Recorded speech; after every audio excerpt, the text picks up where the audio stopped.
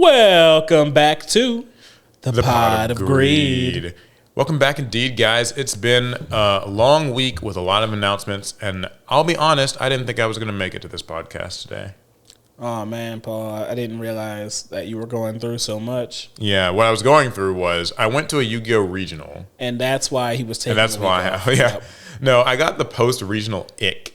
And have you ever gotten that, like after a convention or a tournament? Just shaking hand, like 2 hands in a day gives me the ick. Yeah, so I shook many hands. And we're not talking about like the ick, like when you see somebody like scratch their butt and then like shake hands. We're talking about like that, like the post-event cough, the little sniffles. Yeah, I had that. I was like, oh, I really need to get it together so I can see you guys again today because there's a lot to talk about. There are many video game stories this week. Yeah, for sure. We still got some Yu-Gi-Oh! Though. We still got it in there. Yeah. Well, Yu-Gi-Oh! A little Pokemon, a lot of video game. But before we start, I'm going to need y'all to hype up this video, man. That's right. It worked last week. There is a new feature on YouTube where you can hype a video from a channel that's got less than 500,000 subscribers. So, small channels like ours, we need your help to get more reach, to get more people. Yeah, you should be able to find the hype button on mobile. I don't think it's on desktop. People last week said that they found it on like iOS and Android app. So yeah, we would appreciate it if you guys did hype up the video. It apparently helps it surface to more people and helps the channel grow. And, remember, hyping doesn't cost you anything. It's literally a button you press. It's like liking a video. Yeah, it's like an extra super like or something like that. I don't know. Yeah, something like that. Anyway, hopefully you guys are enjoying your week. Happy Thursday, of course. Put a 1 in the chat. One's up. If you are listening to the premiere. And we're going to get started with a quick update from me about my Yu-Gi-Oh! Regional. I figure I should share it with the people. I've said this for a long time, Paul. We don't want to hear it unless you won. I didn't win, so that's the end of that part. We'll go to the next story.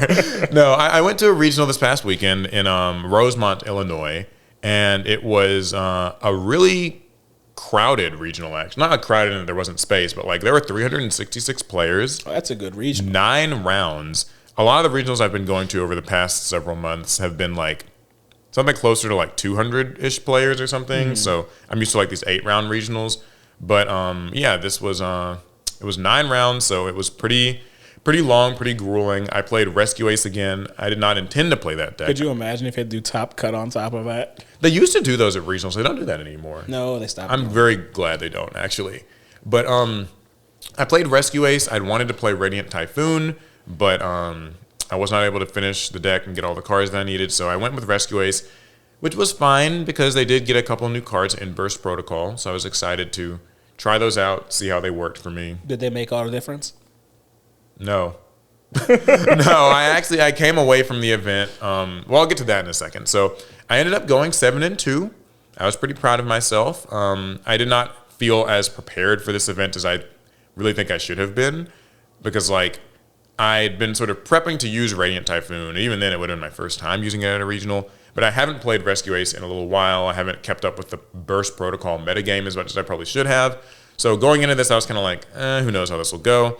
But I feel like I was able to still do pretty well. I faced a nice variety of things. Some Draco Tail players, some Malice players. I faced like Kueltoon and Elf Note at different points. So I like new decks. That's fun. Yeah, a lot of new stuff. And I was able to do pretty well. I was able to get my second invite now of this season. So that means you can invite someone else? I wish I could. I could just give my invite to someone invite else. all your friends. But I haven't yet managed to top a regional in these last few events. So I'd like to, maybe that'll be my next goal. Do you think you may have had a better chance at topping with a different deck? I don't actually think so. Radiant Typhoon, like I said, is what I wanted to play. But Radiant Typhoon, as it happens, is actually a very technically difficult deck to play. So you have to have a lot of matchup knowledge. You have to be very, just a technical player. And while I think that I'm capable of those things, I don't think this would have been the regional where it would have happened. It would have been like my first time playing it. And so like I was able to kind of fall back on the comfort of Rescue Ace to get me out of some tight spaces that it's like, oh, okay, I know how to, navigate this. The new cards, the new Rescue Ace cards, Quick Attacker and Arbitrator, not too impressed with them. Not great. Not too impressed. They're We relied on the old faithful combos. Old faithful stuff. They're overbalanced. Quick Attacker is The cards take on a lot of risk. Like Quick Attacker, you have to shuffle a card from your hand into the deck as a cost to activate it.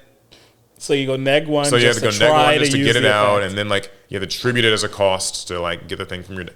It asks a lot of you. And Arbitrator kind of felt like just a win more card. It didn't come up very much. So I did summon Arbitrator at one point in the day. So it very much sounds like last bit of support a deck gets. You know, usually, because I always think about Thunder Dragons, how like we got that like win more Link 4 thing. Yeah, no like, one uses it. You know, your last dreg of support is typically some extra thing you really don't need. But since Rescue Ace are an old bad deck, I'm assuming you got your 7 wins off of only playing against other rogue decks, right? No. I played some Draco Tails. I played Malice, which is unfortunately still in the meta. I played against K9. And some other, and some fairly rogue stuff. Like, I think most people would consider Lunalight to be a little more than rogue in the sense that, like, it's a pretty prominent threat. I played against that. I'd say that I did face rogue decks, though, like Kuel Toon and Elf Note. I call those pretty random, That's like, fair. rogue stuff. And like maybe something else I'm forgetting. I'm playing against like a Yummy deck as well, so that's not rogue. That's that's around still these days, like Fiendsmith, Yummy, and all that. So I'd say I faced the majority of my matchups were like meta things, and maybe like 2 or 3 of them were a little off the beaten track. And yeah, it was all in all a pretty nice experience. Shout out to the people I met, and yeah, I had a good time. I know after the fact, I had made a post actually really recently where I was sort of noting that I have noticed a lot of people at these events, want better results. Right. They want to get, like better results, but aren't always putting in the full necessary prep, I think, and the full amount of like accountability, sort of self-reflection. What were the matchups where you could have done something better, could have been more prepared. I don't think my post went over well with everyone. But it was well received in general. I saw that post, and I have to be honest, Paul. I do think you took it a little easy on Konami there. Oh, you think so? Yeah, like you framed it as if like all our problems when we lose games can be boiled down to like decisions we made before, during, and like after building and playing. But like you really didn't hold Konami accountable for making these broken cards, right? Like broken cards, like too much text on the cards, like, and then making certain strategies just better than others. You really didn't take Konami to task, and I think that's why you were criticized. That's why people were upset. Yeah. Yeah, I know. Thank you for the alley-oop. I appreciate that. I have to say, those were some things that people said. It was fun. I think that for a lot of people, it's difficult to self-reflect. It's difficult to accept that, like when you're playing in a tournament, this game's got some broken shit, right? There's some really powerful, always has been, obscenely strong cards in this game. But when you're playing in a tournament and you've already traveled there and paid to enter it, it doesn't really matter that a certain card needs to be banned or is badly designed, because like people are going to play it against you. And so, there were people I think who sort of thought that maybe my video or my post or whatever came across as like, for context, for people who are like, what is he talking about? I basically said that, for people who say like, oh, I got slow played, or oh, I just bricked all day and that's why I lost, or I just lost to some gimmick I didn't know anything about, or, Lunalight Liger Dancer is too OP, Drone Lockbird's too OP. My stance on that is like, those things can be true. There are cards that are overpowered or whatever, but when you're in the tournament, you got to deal with them. These are the cards that you're going to encounter. These are popular, established threats. And the onus is on you as a player to prepare as best you can to mitigate those risks.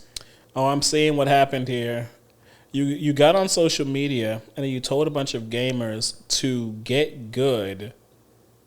Didn't love it. Yeah, that tends to happen. That does tend to happen. Yeah, no. So, I think most people kind of got the message, but there were people who I feel maybe read it from the wrong perspective. Like, this is only really something that applies to people who choose to take on the arduous task of entering a Yu-Gi-Oh! Like regional or YCS. Because like entering is easy. Actually, like being successful, it's hard. Not at all easy. Yu-Gi-Oh's hard. And I'm reminded of that like every time I go to these regionals. It's like you can be very prepared. You can feel like you played really well, but even so, like the margin of error is slim. And if there was a situation that you could have gotten a win off that you kind of willingly gave away, you'll beat yourself up for it later. And it's important to kind of like put in the work to ensure those things don't happen. I think the last time I competed at Yu-Gi-Oh! And like played my like heart out was the 200th YCS. And where was that? Was that in Ohio? That was Columbus, Ohio. Yeah, that was in Ohio. And I remember I played my heart out because I was on the bubble. And had I won my last round, then that would have been day 2. I would have actually made it to day 2, which would have been a huge accomplishment for me. But well, I didn't. And I was playing an underpowered deck. I was on Cosmo at the time, and that's not an excuse. That Cosmo list got cobbled together like the day before the event. I was not well practiced with it. I didn't deserve to make day 2, and like a few rounds of Swiss will certainly it'll prove it to you. It'll prove it to you. Yeah. Like you're not going to get anything for free, even if you build a strong deck. If you're not practiced and you're not familiar with the metagame. Yeah, Yu-Gi-Oh! It's such a nitty-gritty thing, and I think that like it's sort of not for like the faint of heart. Like I always tell people, and I think I've been pretty clear on this for years and years and years, is like you have to be pretty clear about like honest with yourself. You know, if you're a casual Yu-Gi-Oh! Player, you consider yourself to be casual, and you're like, I'm just here for fun, I'm here to hang out, I'm here to mess around with my pet decks. That's honestly perfectly fine. But I think that the moment that you do step into the arena of like a regional, everyone else here is putting their all into it. So you have to expect that and, match that energy accordingly. I mean, but I think there's an issue with Yu-Gi-Oh! That okay. I don't know if maybe it's all card games, but we're talking about Yu-Gi-Oh! So I'm going to keep talking about Yu-Gi-Oh! We all know what it means to be competitive. Yeah. To be competitive means to want to win and then do what it takes to win. And so, so on the opposite side of that must be casual. And so a casual must not want to win. Yeah. But that's not actually true. I would say most people who identify as casual in Yu-Gi-Oh! Still want to win the games that they play, as is their right of playing a game. But then you're not like, it's a slippery slope because it's a spectrum, right? Yeah. Like at the end of the day, I made a video about this just a couple of weeks ago of like, I don't really know that a casual Yu-Gi-Oh! Tournament can exist. I think that's almost an oxymoron. Right. Like even if you want to play like Speed Duel, even Draft, Genesis. Some retro format, Genesis, whatever it might be, the moment that, it gets the label of format or tournament, it can't fully be casual. But I think that there are a lot of people who sort of want like the idea of, casual, it kind of varies from person to person. Agreed. But I think there's just like, so whether you think something is casual or you think something is like, this is too sweaty, this is too try hard, this is too whatever that, once you enter a tournament though, I think that you have to almost shed all of that away because once you've entered the tournament, it does not matter what you think will be fun. But everybody wants to draw the casual line where they want it to be. Yeah, and that's a tough one. Because I feel like everybody for the most part, if you identify as casual, you want to win, but then you reach the point where to win, it will require more of you than you want to put in. So you say, well, that's the casual line. Yeah. But that's not the same for everyone. Yeah, I think that, the casual sort of argument can sometimes come up from people who've entered tournaments. Because here's the thing. There are people who I like to play with the kitchen table and I will never enter a regional. Right. And you know what? I respect those people. I respect those people for being nice to have some respect in the room.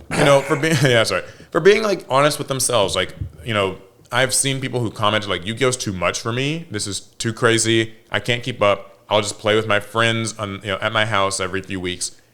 A-okay. But for the people who enter a tournament and then lose and they're mad that they lost, it's well, you don't get to sort of claim these other guys are being too sweaty and too try hard. Unlike me, I just entered to kind of like have a little fun. I was playing for the vibes. Yeah, I was playing for the vibes or whatever. But it's like, well, yeah, but you did enter, right? And you prefer to win, so that does mean that, by definition, you are competing. So it's a tough. It's a tough one. In my opinion, you're only casual if you don't mind losing. If you're only casual if winning and losing mean literally the same thing to you. And I think that, it's an important thing to kind of like look in the mirror and just be honest with yourself. Like, there's no shame in being competitive. There's no shame in being casual. I think that the only real issues arise is when you cannot distinguish those two, right, and sort of figure out where you fall there. Because of Paul's dalliances in competitive Yu-Gi-Oh! And failing, might I add, you have not won a regional. Yeah, I haven't won one yet, so I've decided, not competitive enough, clearly. Clearly not, you casual. But I've decided that I'm going to start tagging along with Paul more often. But to specifically play Genesis, advanced format Yu-Gi-Oh! Will chew me up and spit me out at my old age. Okay. Well, okay, it's not really my age. I'm just too lazy to really dig my teeth into the monster that's advanced format Yu-Gi-Oh! And I'm doing this with the complete knowledge that Genesis format is extremely competitive in its own right. I just have fewer extra deck mechanics I have to keep track of, and I'm fine with that. Yeah, understandable. Well, we will look forward to seeing how that all plays out. I'm going to be going to another regional in a couple of weeks. Watch me win a regional before Paul does. They're going to be doing Genesis at the regionals now. That's right. Is what they say. So. And I'm going to scrub out round 4 every time. Yeah, well, there's a few other little small Yu-Gi-Oh! Things that have happened over the past week or so. Not really what I'd call major news, but the Overframe cards have released in Japan. Yep. That's the Limit Over I've been collection. seeing pictures of them all over. Yeah, pictures have been getting posted. They've been selling for a lot, apparently. The Dark Magician and the Dark Magic Curtain, which is basically just Dark Magician Girl, have been selling for like 5 million yen, I've heard. No, that's thousands for us. Which is to say that's like close to, it's like $50,000 or something like that, I think. Crazy. So, like, they've been selling for such a price. I've seen fake listings. Wow, really? I was on Reddit, I want to say today, and someone posted an auction for a serialized Dark Magic Curtain Overframe, of course, but the person was like, they scratched in the like serialized number. So they had an overframed Dark Mission Girl, and they tried to fake that it was serialized. And as far as the screenshots showed, people were still bidding.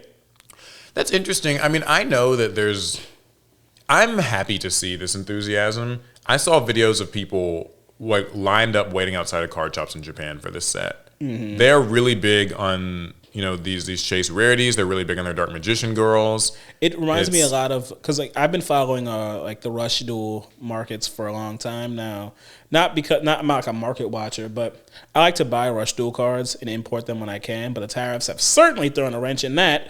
But when that wasn't a problem, I would always see how much hype there was for those overframe, or what are they called? Those overrush rare cards, especially Dark Magician Girl. They had crazy prices on them. Nothing in OCG Yu-Gi-Oh had prices like that, and it's just nice to see that the OCG Yu-Gi-Oh proper is getting the same. I think actually it's a little bit more, a lot prestigious, more hype, really, because it's real Yu-Gi-Oh. And this means that when this stuff comes out in the States, which we don't actually have a real confirmation of specifically the overframe like new cards, because all we've heard is that Rarity Collection 5 is going to have overframes of like reprint cards, right? Chaos Angel, Dominus, whatever, but we still don't know when we're getting like the anime cards. That might be the tins, perhaps. I could see something like that. I can see Konami being very strategic about this, because this is an alley-oop slam dunk kind of thing. Like,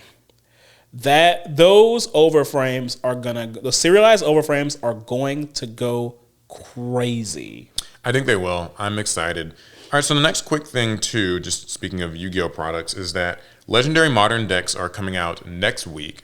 That's the product that's got X-Sabers, Sky Striker, and Mitsurugi. Yep. I saw the deck list had apparently gotten leaked somewhere online. I was trying to find it for this video, or for this like podcast or whatever, but I couldn't. But I mean, it's what you'd expect. I mean, there's What's this thing?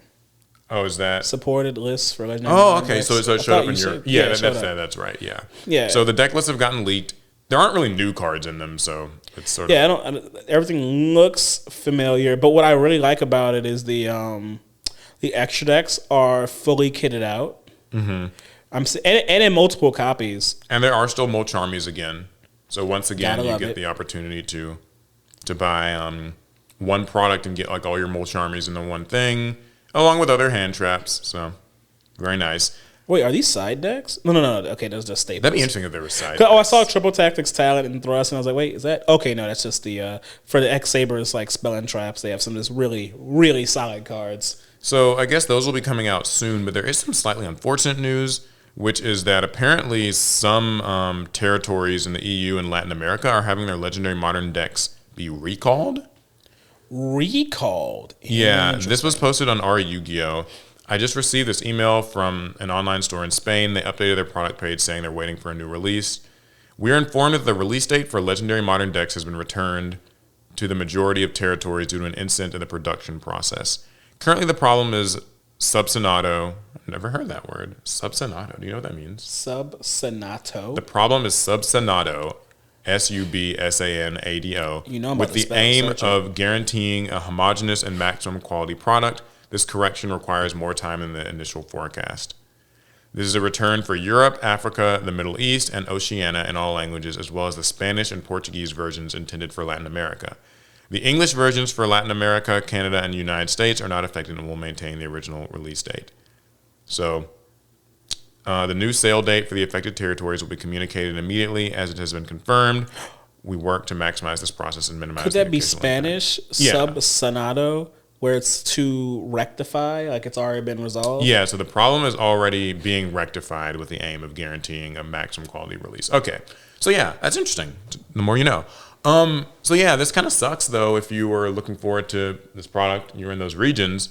Yeah, man, I'm sorry for y'all. I mean, it's a shame that y'all can't be like us and get it on time, bro. That's tough, bro. I bet for all it's worth, those will probably be better print quality than ours. Yeah, I am curious what the issue was where they had to recall it. Maybe they actually printed the Dark Magical Curtain over frame serialized. Yeah, there's some like serialized cards. You know that happened one year was like there were Rarity Collection cards were like in tins before Rarity Collection came out or something happened one year. That. I mean, it could just be a print quality thing. It could be like maybe the wrong numbers of cards were in there. I don't know. Could be. There's no telling. Like, I'm not gonna lie, man. Yu-Gi-Oh! Production value these days is it's all over the place. It's hit or miss. It's very hit or miss. It has me worried. I guess it feels like it's more miss than hit nowadays, which is a problem. I don't like how a lot of the new like supers and ultras look. The printing quality is darker. Like it's very dark and murky looking on spells, especially. I can tell. And I wouldn't mind it as much if it didn't feel like Bandai and their many card games doesn't suffer the same problems. Like, what's going on here? Yeah, from what I've heard, it is the factories themselves. Like, it's not just a Yu-Gi-Oh thing. It is pretty much every card game to some degree is dealing with like lower quality printing, increased cost of foil, card stock differences, like all these little issues. I haven't had an ugly Gundam card yet. Yeah, and I think that what it basically means is that you can kind of see the difference between what companies probably pay that extra bit for better quality printing versus which ones don't. Oh, so, could this be a situation where Konami's probably cut back and so they're just spending less? It might be. They might be going to a different factory. They might be like, maybe Bandai there's like a limited amount of high quality sort of runs that you're able to reserve, and maybe Bandai's reserved them all. No telling. With as many card games as they have, I can see that. If someone can provide more like qualified insights, if you're closer to the matter, I would certainly love to hear about that. I do hate this for the territories that it's affecting. The one silver lining is that, to my knowledge, there aren't any new cards in this. Maybe the X-Saber cards are new. But like for Mitsurugi and Sky Striker, at least these are just reprints. It's not like a matter of it's going to change the like format, like the meta game in these areas because these cards aren't legal there yet. That's my understanding anyway. Such a weird mix of decks. Mitsurugi, X-Saber, and Sky Striker. Somebody actually told me what it is. Oh. They all have to do with swords. And yeah. And like Mitsurugi, I think means, there's like a play on the word swords or something like that. I might be wrong. But yeah, it's just all of them are sword-based, saber-based kind of I did things. not think about that. All right, last couple of quick things, a couple of good ones. These are positive to lead you guys out of the Yu-Gi-Oh news. The first one is, and I've been seeing people talk about this for the past week, there's a sale at Target, 30% off Yu-Gi-Oh products. Wow, Target. What's that supposed to mean? Yeah, I don't know what that's about, but they just have been doing 30% off. So while, whether or not you consider that to be a good deal is kind of up to you. I will say, though, that if you are purchasing something like, I'd say like legendary decks, like the 5Ds one, that's not a bad deal for that. I think that if you're buying Maze of Muertos, also not a bad deal. If you can get it like 30% But we off. boycott Target, so. And maybe Retro Pack or something like that if you want to get it for a little cheap. All right, Target, send me my paycheck now. I've been picking up. I mentioned their competitors, so they can't pay you. I've been picking up cards from Walmart lately.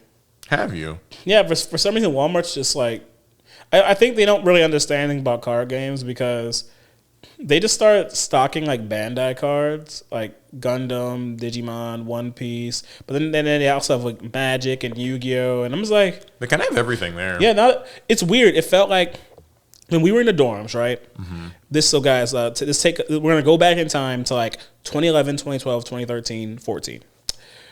Back then, it felt like big box retailers were falling out of love with card games, and it felt like I remember they were stocking fewer and fewer.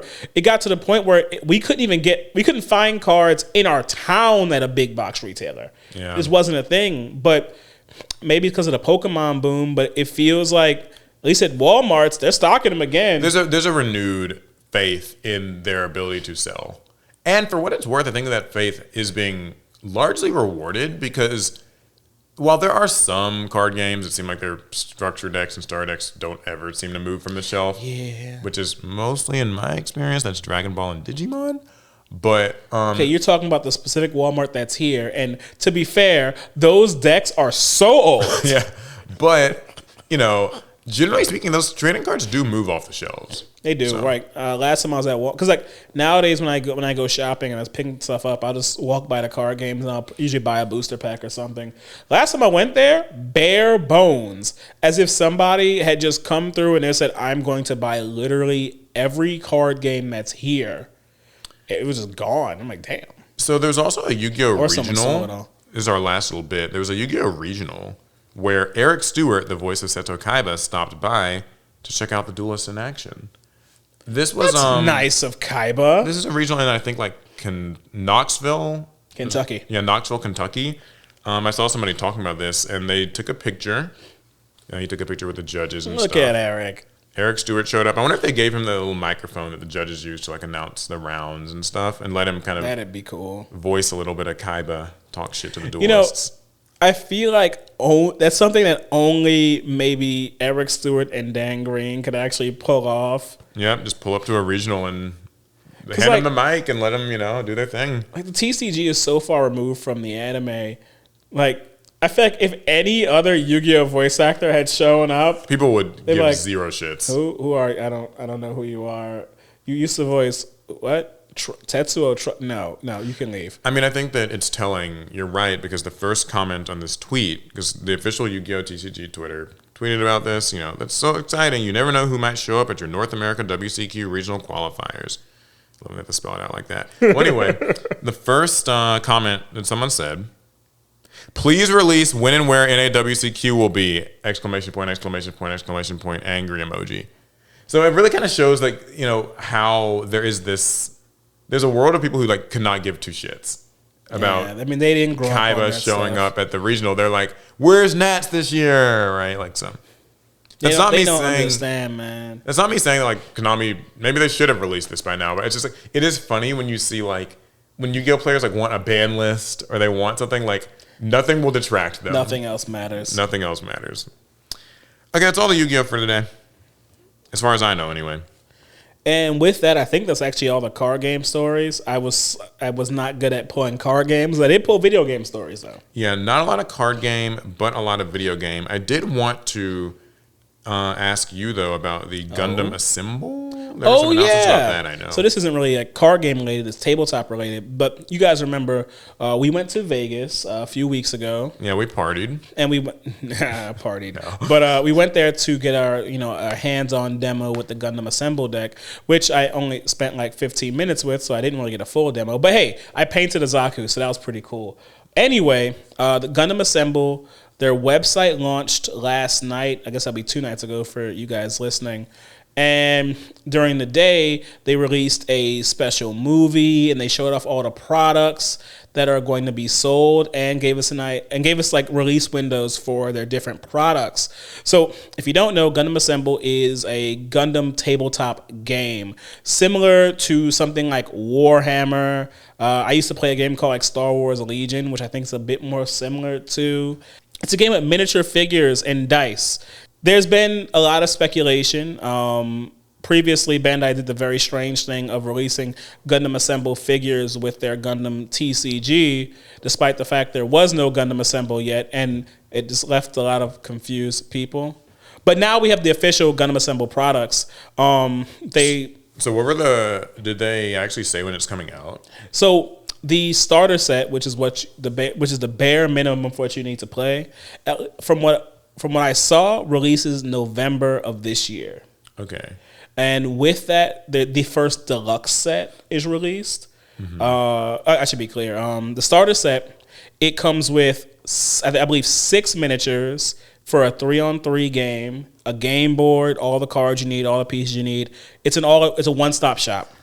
And then there's the deluxe edition, which is another game board, but it's equipped for like a 5-on-5, so it has even more miniatures in it, and it has like there's different things that you would want to add to your game.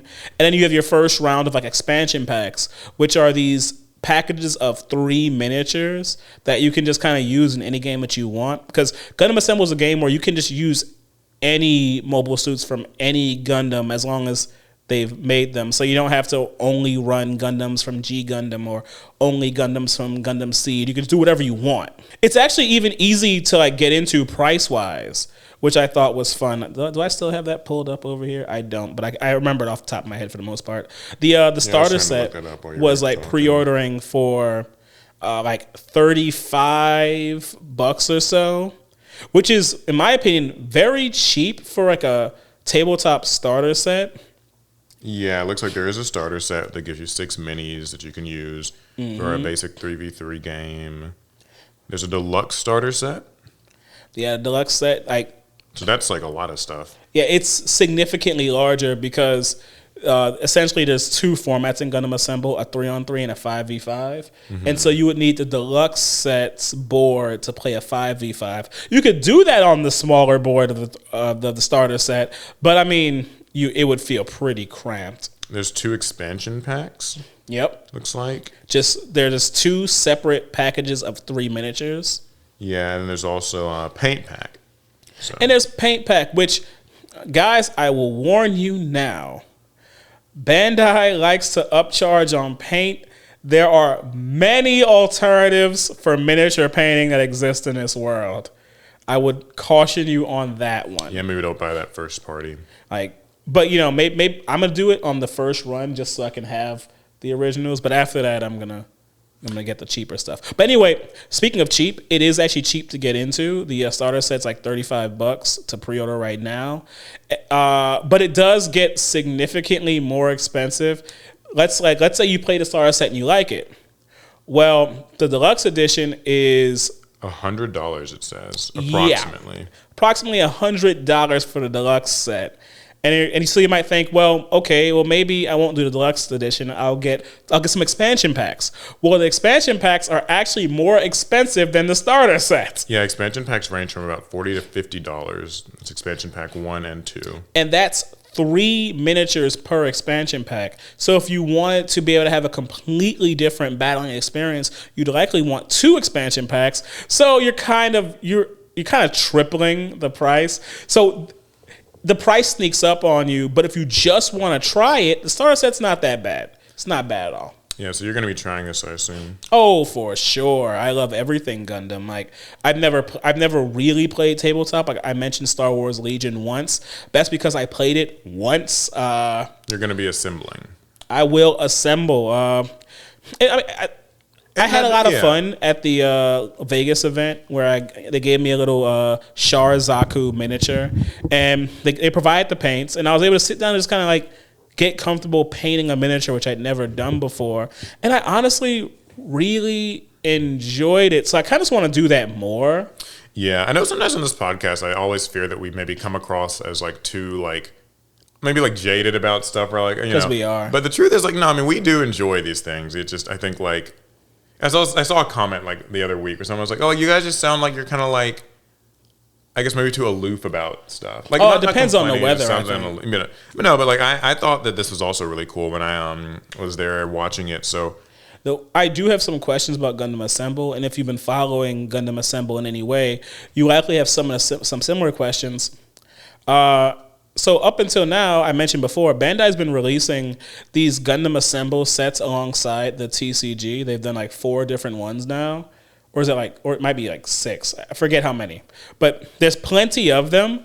But they don't have like Gundam Assemble cards, and the Gundam Assemble miniatures are on these hexagonal bases, which work perfectly for the board that you play on. But the ones that they shipped were on circular bases, and so I'm wondering like, can I even use my current Gundam Assemble miniatures with the game proper, since they don't have like cards and stuff? Or yeah, that's a big question mark. I don't like being critical, but I'm on the pod, so I will be. It feels like this is kind of a short-sighted thing, that they just wanted to put out a product to get sales. They knew Gundam Assemble wasn't coming out for a while, but they're like, hey, let's just like hype it up and sell people some stuff that they probably can't even use.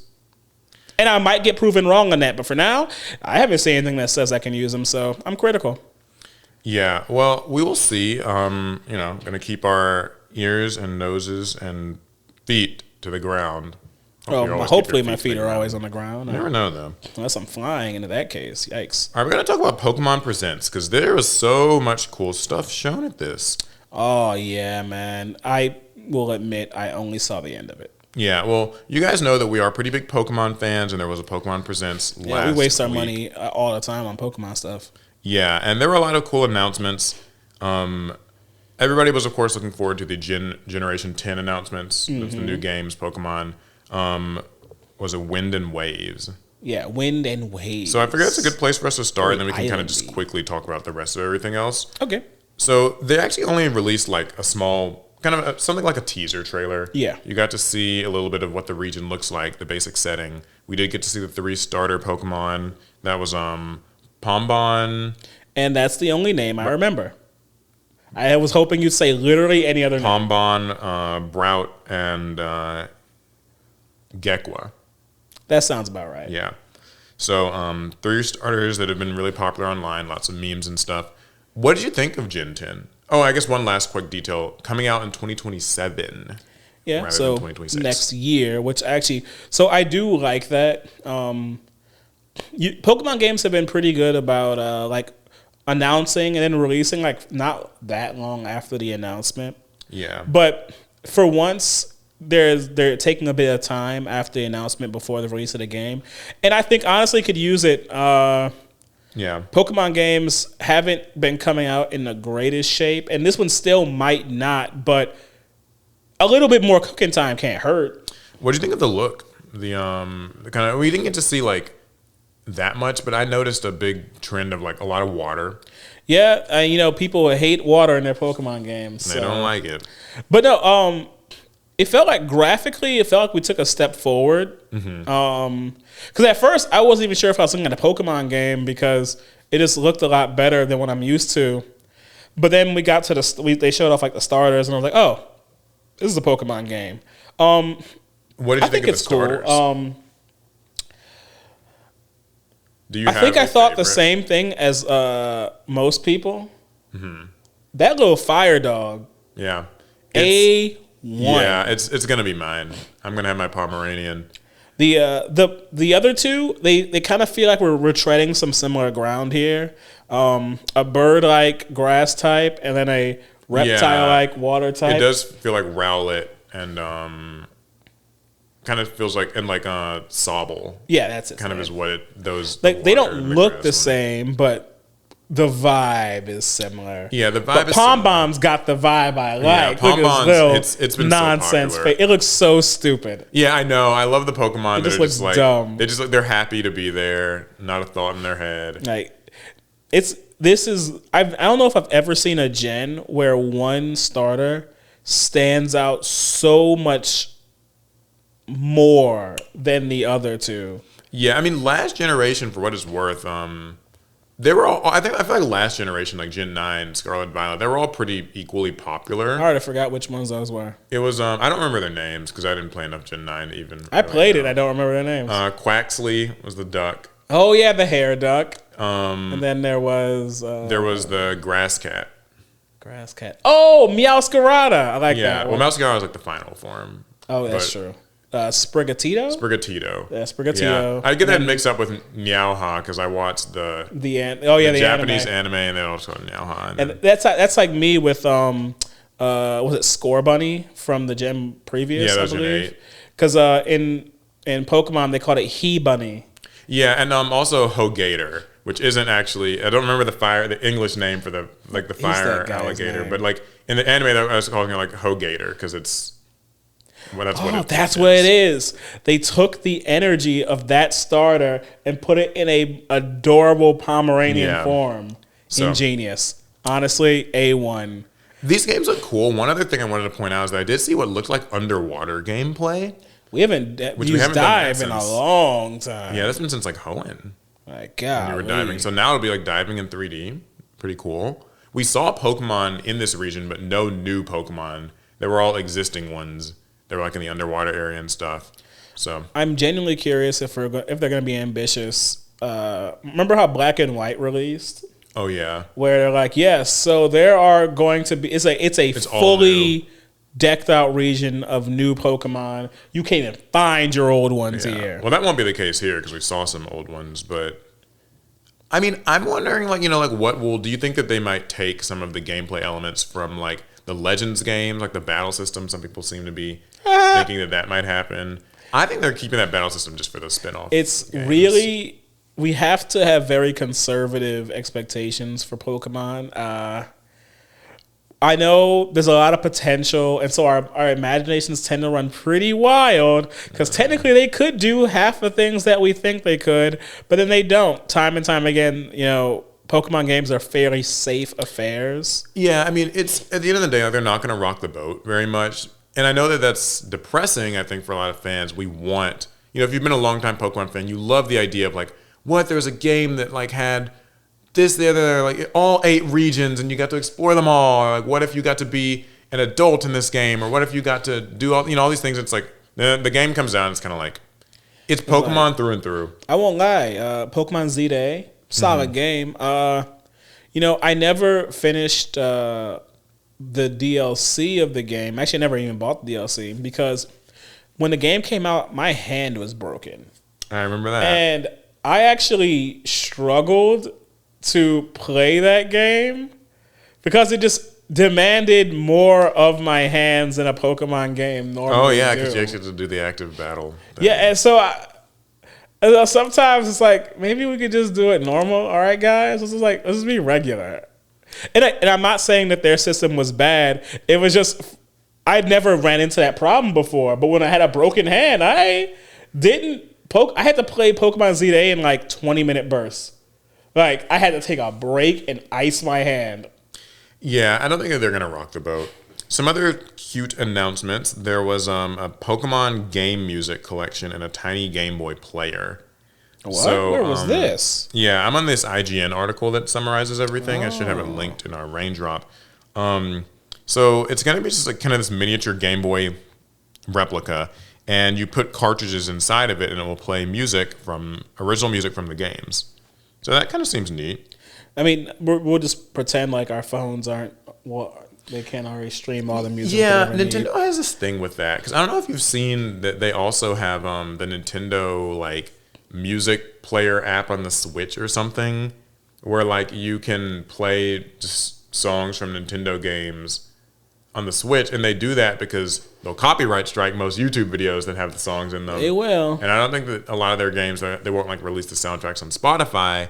So the only way to like listen to this stuff is to either get that app on your Switch. It might be an app on the smartphone too. I think that they made one, but either way, Nintendo wants you to only listen to Nintendo music in a proprietary way and nothing else. So look, it's cute, and collectors will buy it, but I mean, I don't think normal people care to do. Are doing. No one cares enough about jumping the music. through the extra hoops to listen to your Pokemon music.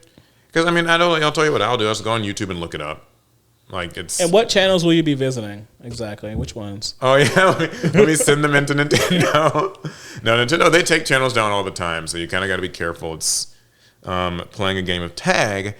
There's some new Pokemon trading card game sets that they announced. There's this one that features Mew and Mewtwo that they teased. Mm-hmm. Pokemon Go celebrates 10 years, actually. That's crazy. With returning Pokemon. So there's going to be a 2-day tour event that aims to bring players back starting tomorrow, or well, I guess this week or something, with the February 2026 Pokemon Presents telling fans to be on the lookout for a huge range of returning monsters. So when they say tour event, I guess that just means like just in-game events. I wasn't sure if that meant like they're going to be like having like in-person meetup type things. I mean, they might. Because what Pokemon Go used to be. Did. Pokemon Go was this huge social phenomenon. Do you remember that? How could I forget? Everybody was outside. Everybody went to those Pokemon Boy, we Go was events. out of shape. We was tired. We was sweating, but we was out there. Which team were you? Valor, Instinct, or Mystic? Valor. I was Team Valor. Was Valor the red one? Yeah, Valor was the best one. I was Team Instinct. That's because y'all were the weird guys. And then Team Mystic was... They were all right. Okay, thanks. Mine was just the worst. I remember that, though. Like, people would walk. They were exercising. People were meeting up at parks and stuff. Mm-hmm. It was a whole thing. I liked that. It was a cool movement. Man, the world really changed after 2016. Anyway, Pokemon Masters EX and Pokemon Cafe Remix got anniversary updates as well. I don't know. That matters to somebody. I'm not going to lie. Every one of these little Pokemon Day things or whatever they do, these Pokemon Presents, they always talk about that game, Pokemon Cafe Remix. And to this day, I don't know anybody who plays that. It might be more popular with a different demographic. Like, what are you, like 30? If somebody plays that, like if you play that and you listen to this, explain the appeal. I'm not saying that it sucks. I'm not suggesting that it's bad. It's just like I don't know anyone who plays it. I'd like to know that. Now, Pokemon Masters, I know that's just like a kind of a gotcha game thing. So I played it once in the past. Then I lost my account. Yeah, I think they just shuffle new trainers in and out. Yeah. So you can, Pokemon TCG Pocket gets a new booster set and a celebration event. I've actually stopped playing Pocket. Really? Yeah. I know you played it for a long time. What happened? It's not even, I don't even necessarily think it's Pocket's fault. I think it's my phone's fault. Okay. So the way I played Pocket was I just wait for a notification to tell me my pack is ready to open, and open the app. I open my pack, and then I close it. And and I did that for months. But then the notification stopped happening. And I don't know if that's the Pocket app or my phone trying to probably your phone, put the app to sleep. I don't know, because my theory is that maybe I missed a notification and my phone was like, he don't care about this app. Night night. And so then it stopped showing me any notifications. So before I knew it, I hadn't played TCG Pocket in a month. I know a lot of a lot of phones now are doing all these things where they're trying to be it's smart notifications where it sort of decides for you which apps you seem to engage with most. But it won't auto decline bill collector calls. Yeah, so that maybe that has something to do with it. Would you ever? Let's reset. Would you ever start playing it again? Do you think? Or no, I'm free now. It's free. Were you spending money on it? No, I'm free. Were you spending money on it? Well, I had spent money. Yeah. Okay, I didn't know if you were. I wasn't like I was. It was like a Nikkei type expenditure, but like I dropped a few pennies on it. I'm one of those people. I'll put money into a freemium game. I'm the type of customer that these games want. The problem is I do lose interest, and sometimes I just need something to break me away from like a freemium game, and then I'll just choose not to like re-enter now that I'm free. Because I'm not gonna lie, it can be hard for me. Like I think I have an addiction problem. Maybe this isn't the forum for that, but like, I remember I played Azure Lane for years, and I didn't even know if I could stop playing it. And then one day, I forget what prompted me to not play for like 3 weeks, and I said, "What if I don't update this app? What if I never open it again?"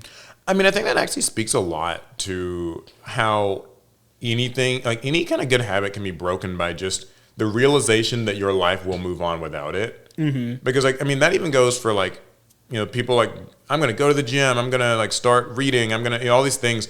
And like you start going or doing or whatever that hobby is, all until you kind of hit your first like day where you realize, I can just not go. And then you don't go, or you don't read the book, or you don't do whatever, And then you kind of realize, well, life will go on if I don't, and that's kind of how framing like gacha games is a good habit. Yeah, I should. Yeah, to be clear, I mean, if you're spending a bunch of money on gacha games, you need to be taking a break. But like, the problem is, I'm on a constant lookout for new gacha games. Yeah, I feel like you rotate. I almost as soon as I quit one, I add one into the rotation. Speaking of which, there's a what's the most recent edition? Final Fantasy Dissidia gacha game coming out, and I'm already pre-registered. That's what I've been seeing. I keep seeing these posts about Dissidia, and I kept thinking it's like, oh, these are like just some anniversary. Nope, there's a new one. Okay, and so I'm already pre-registered. I said I told myself I'm gonna play for free, and that's not gonna hold up. It's just not. Well, anyways, Pokemon XD Gale of Darkness is coming to Switch 2. That's fire. Expect to hear more in the coming weeks. So I have to get a Switch 2 for the new Pokemon games anyway, so... Yeah, that reminds me, I did buy Leaf Green on my Fire. Switch. That's dope. Have you gotten Fire Red yet? I have not because I'm poor. You need to get Fire Red so you can trade me a Growlithe. If you give me $20, I'll buy it right now. Somebody donate $20 in chat. Don't do that. Or do, but not because I said to. Anyway, Zapdos, Moltres, and Articuno come to Pokemon Unite. Can't say I know much about Unite. I don't play it. Alex plays it. Yeah, he likes it, huh? Or at least he's played it. I don't know if he's currently playing it. And Pokemon Fire Red and Leaf Green are going to receive Pokemon Home support, so they confirmed that. That was a concern that some people maybe had, but is official. Pokemon Champions, this was a game that a lot of people were excited about getting news for, is going to be releasing in April 2026 on the Switch, and then on mobile later in the year. So first on Switch, then on mobile in general. I think Champions is going to be a huge, huge, huge deal. It should be gigantic, and the only thing that'll be standing in its way is what's that game called? Pokemon, the simulator thing. Oh, Showdown. Showdown. I feel like Showdown's the only thing that could stand in the way of this game's success. But even then, a first-party Pokemon battling simulator, it kind of can't fail. Yeah, I mean, I see it the same way that I saw Master Duel, which is that, I remember leading up to Master Duel's release, people were like, I don't need this. I'm going to just play like Wygo Pro, or I'm going to play, whatever. And then Master Duel releases, and here's what happens. The FOMO kicks in, because all your favorite content creators are playing Champions and making content about it and streaming it, and now all your friends are trying it and playing it, and it gets a lot tougher to hold to your moral standing, like I'm not going to give this whatever, and you'll just cave and play it. And that's not a bad thing, to be clear. I think that it's going to be really cool. It's going to have like kind of, this is how like the championships are going to be played at Pokemon Worlds, they say. They're going to be using champions, so. Though I am curious, because they still haven't made it clear what the monetization structure for this game will be. So they have given some details in a very weird way. The Pokemon like Chinese account gave some information on this. They released a trailer actually for Pokemon Champions that wasn't included in the Pokemon Day, which is kind of bizarre. But it introduced like a few of the characters, like the girl who like runs the whole frontier city that it that's based in, and a few other NPCs that you'll interact with. But more importantly, they gave some details on the way that the game's monetization structure is going to work. It will be free to play, but you will start with kind of a small amount of resources. You can grind for more, surprise, surprise. But there's a membership system, of course, similar to Pokemon TCG Pocket. Subscription. So you can pay an amount per month. Don't know how much that is, but I would say whatever TCG Pocket is, it'll probably be close to that. What's their membership cost? Like $9.99 a month, something, I think. Who knows? I don't know. I had it like twice. Yeah, I could see it being maybe $5 to $10. And then also there are battle passes. So there's a free battle pass that everybody gets. Right. And a paid one. Gotta have a premium pass. Yeah. And so in addition to the premium pass, which will, I guess, get you cosmetics and other little things, items and stuff, the membership will also get you increased resources, slots for probably whatever resource you probably use to change stats, teach moves, party slots as well. They can save a certain amount of parties, it sounds like.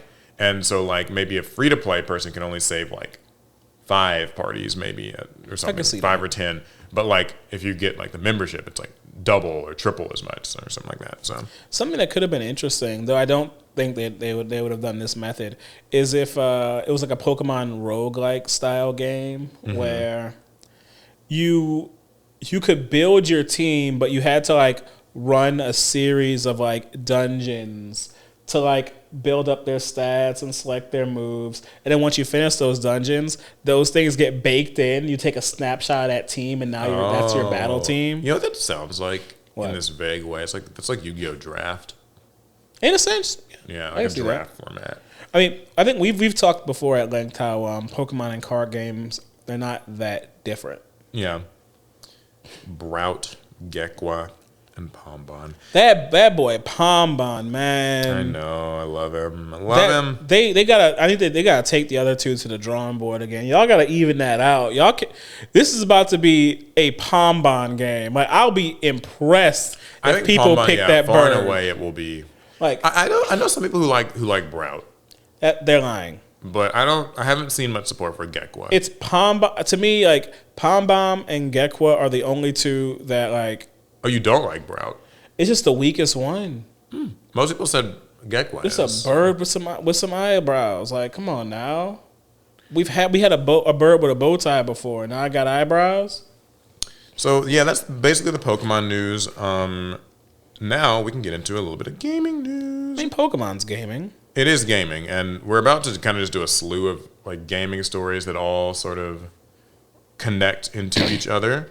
So I think that the best place to start would probably be with this story. U.S. gamers aren't buying video games anymore. New study reveals. So this is a study that has revealed, as they say, that people are buying less games these days. Okay. It says that a majority of video game sales are fueled by only 4% of players. And in 2025, 63% of U.S. consumers are buying fewer games. So this actually came out in October, but it's obviously still pretty relevant now. An interesting study revealed that gaming habits are drastically shifting in 2025. It explained that only 30% of U.S.-based gamers purchase 1 or 2 games per year. However, the even more surprising statistic is that 33% of gamers in the U.S. don't buy any new games at all over a 12-month period. Ooh. So when you hear that, both of these things, the fact that most people are only buying 1 to 2 games a year, and that an even slightly larger percentage of that are people who are gamers but aren't buying any new games in a year. Yep. Go ahead. Yeah, that makes perfect sense. I mean, if the percentage of gamers, if the vast majority of gamers are like mobile gamers, then you're not buying any games. Because for the most part on mobile, every game is a free-to-play license fare. You don't own anything. You can buy microtransactions, but you're not buying a game. Yeah, so you think a lot of it's, I guess, like the free-to-play. Yeah, I think the data gets service. skewed because if my mom likes playing Monopoly Go. That means she's technically a gamer, but she doesn't buy any games. Yeah, it's interesting you say that because I think that even if we were to axe out all of the like super casual, like I just play a solitaire Wordle on my phone type, I think even if you remove all of those, I still think that this data probably holds up. No, it does hold up because that was actually where I was going to head next. You know, when I think about people who buy no video games, I think about like my brother who, I mean, he doesn't own a current generation console. And so the games that he plays for the most part are free to play games or a game that he purchased years prior. Yeah, I think that the live service games have a lot to do with this. I think a lot of people are finding that like you can be a gamer and just have like Fortnite. And I can go a step further. For people who only buy 1 to 2 games a year, that's me. Because while I do have a PS5, I barely turn the bad boy on. Most games just don't appeal to me. And it's not even that aesthetically they're wrong or I don't think they're good. Games are so expensive and my wallet is so tight. Even if just because a game looks like it might be good and fun, I won't part with my money. Like the last new game I purchased was Digimon Time Strangers, and that I didn't buy it because it looked good and it looked fun. Because a lot of games do. I bought it because I'm already well invested in the Digimon franchise and that IP. So it was more of an IP based decision than it was based on the merit of the game itself. Yeah, so I want to break down both of these major reasons, the whole live service thing plus the cost thing, because I think they're kind of related, but they have their own things. So we'll start backwards. I think the price thing, a really interesting tweet that I saw, somebody was sort of just expressing this point of view, and I was like, this kind of makes sense.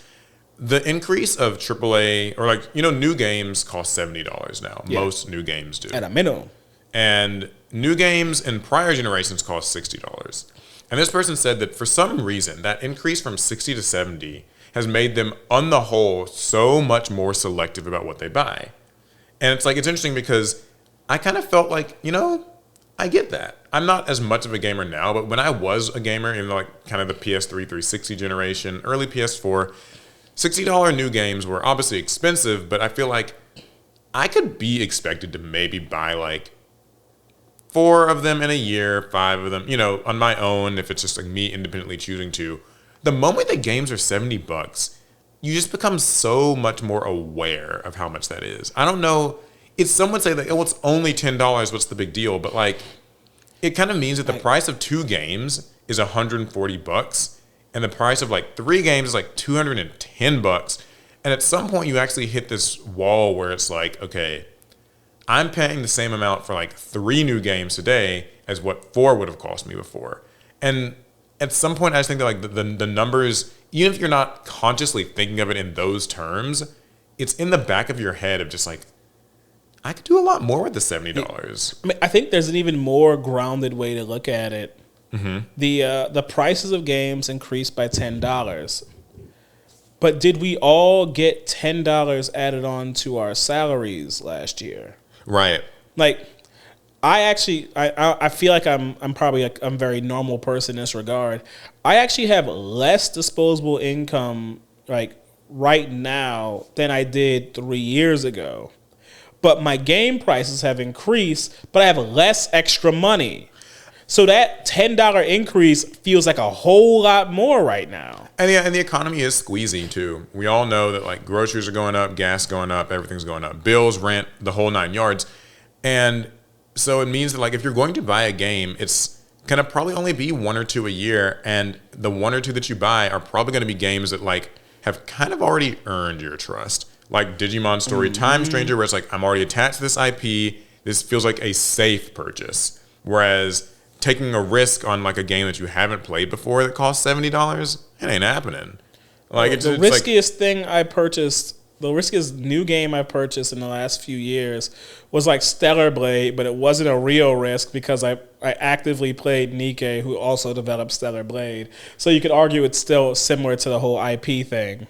I think something similar too with the sort of live service thing is like, man, you can play Fortnite for free forever type of thing. Like I can. For these people who aren't buying a new game ever, it's like you can play Fortnite, you can play Marvel Rivals, I can play Master Duel, all sorts of live service Nobody's games. hitting me up to play Ghosts of Yote. I don't own Ghosts of Yote, but even if I did, Does it nobody's have like, multiplayer? I thought that was a single player game. I don't know. That's kind of the problem. Oh, Or that's kind of the point. there's that. Like brand new AAA games, oftentimes they're solo affairs, and we're in the culture right now is very much a free to play multiplayer culture. So I think the only way to get people to pick up a brand new game at a faster clip, it would have to have some type of a social multiplayer aspect to it where friends can bully each other into buying the new game.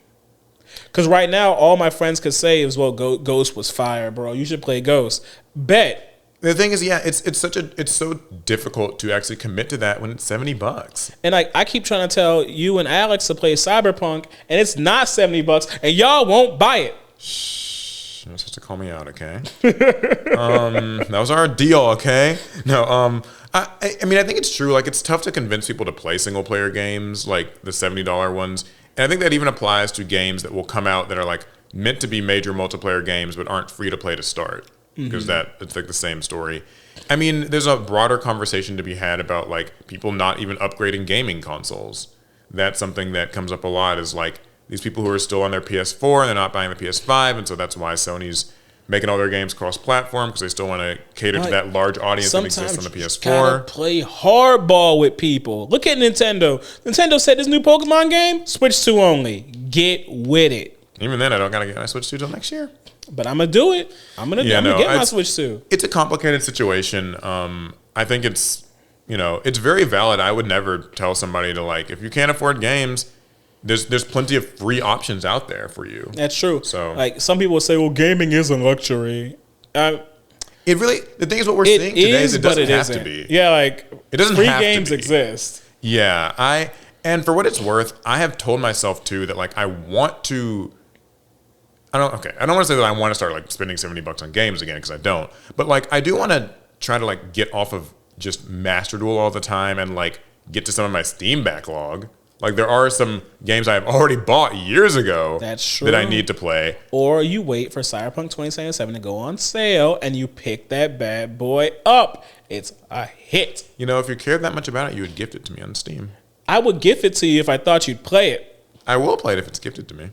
Okay. Yeah, I don't know if I can be trusted. Well, anyway, it's not just the matter of people not wanting to pay for the games, though, Alec. It's not just that. Video games are losing the attention war to gambling, porn, and crypto. Oh, that makes sense. According to industry report. I can't speak to like gambling and crypto, but yeah, like that makes a lot of sense.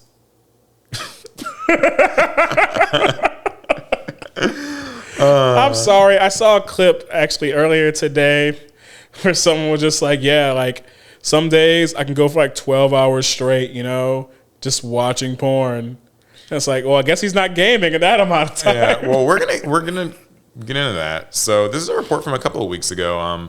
A new report by Apillion, which is a gaming industry advisory company, has broken down the state of the video game industry and has published data indicating that the medium is losing the war for people's attention to other ventures, including gambling, crypto, and pornography. The report is 164 pages long. It's like this long presentation. You can read it for yourself. But it starts by comparing pre- and post-pandemic consumer spending from 8 major game markets: the USA, Japan, South Korea, UK, Germany, France, Canada, and Italy. Prior to the pandemic, these countries made up over 60% of total spending on video games. Post-pandemic, almost all of these regions have seen a drop in gaming population. In the US, 2.5 to 4 points worth of players stopped playing video games. So, and the Canadian Trade Association found in its latest report that roughly 1 in 6 players prior to the pandemic have stopped playing. Okay, but maybe they died. That's totally possible, all things considered. Terrible joke. I apologize if you lost someone in the pandemic. So why is this happening? Where's all the attention and money going? Well, Chapter 4 of the report links this drop to multiple other mediums garnering people's attention. These are social video, creator pornography, AI assistants, crypto and meme coins, prediction markets, online sports betting, and iGaming and iCasinos. So, honestly, I can kind of summarize the rest of this. People are kind of locked into their phones, yeah, and not gaming. And it's not a surprise anecdotally speaking, I see this in my day-to-day life. A lot of the people that I know are addicted to like Porn? all of these things, actually. Who are they? I won't name names. But, no, but like I do know a lot of people who, lose a lot of time on like TikTok and Instagram Reels, right? Like, Oh yeah, it's crazy. we sit on our phones, you scroll, and like it just plays and plays and plays, and it's easy to walk away from it and feel like you've wasted a lot of your day. You don't know where it went. The same goes for like, I see a lot more people who are betting, like sports betting. Yeah, the sports betting is speculative going completely prediction insane. market, Kalshi and Poly Market. Yeah, you'd be hard pressed to find someone who doesn't use those services. Yeah. So when you hear these things, like, what do you think? I mean, you just feel like it's just like. It kind of reminds me of because I watch these videos on like the male loneliness epidemic, and it's funny how a lot of those same things you just mentioned are also symptoms of that very same situation. Men are lonely. They are sectioning themselves off from most other forms of human contact, and what a lot of them spend their time doing is like crypto trading, gambling, and pornography. Ain't that crazy? So I guess they're not really gaming as much as they used to. But some people, sorry, go ahead. Some people point to the earning potential of like the average male. I'm using male, but this probably applies to women as well. Of decreasing in the last like decade or so, to where people are more focused on get rich quick schemes. What can I do that won't cost me anything? Most of the time, because like they mentioned OnlyFans, like pornography here, and I'm sure many people use that, but porn is typically considered like a free thing. And so you could look at, if I want to enjoy myself and not spend any money, I guess porn is one way to do it. Yeah, they say in 2025, American consumers spent roughly $5 billion on OnlyFans. $5 billion? Yeah. I'm gonna start making porn, man. What am I doing? There's some money in that. But my question is, so why is it that what has made gaming less attractive, do you think, compared to scrolling TikTok? I think it's OnlyFans, a multi-factor thing. Okay. So TikTok had to steal viewers from like longer form content, right? People decided that it's easier to watch these like bite-sized videos than longer form content. But isn't a video game a type of longer form content? If I'd rather watch TikTok videos than a longer YouTube video, then I probably would actually rather watch TikTok videos than play a video game. Yeah. There's the cost aspect of it. Outside of freemium video games, AAA games are hella expensive. Yeah, we just talked about it. $70 is a lot. It's a lot, and TikTok is free. You pay in data. Yeah, you pay in your data and your brain a little bit, I would argue. I think that something that's also happening with like games versus maybe the short form media is just that like it's so easy to start up and put down really fast. Yeah. So you can like really fit like a TikTok scroll session and a break at work. You can fit it into a commute. You can fit it anywhere that like you would also maybe have been able to do gaming, but like not necessarily been able to do gaming. That's because people have a lack of imagination. I've been impressed with how well I can fit in my gaming while I'm at work, actively on the job and being paid.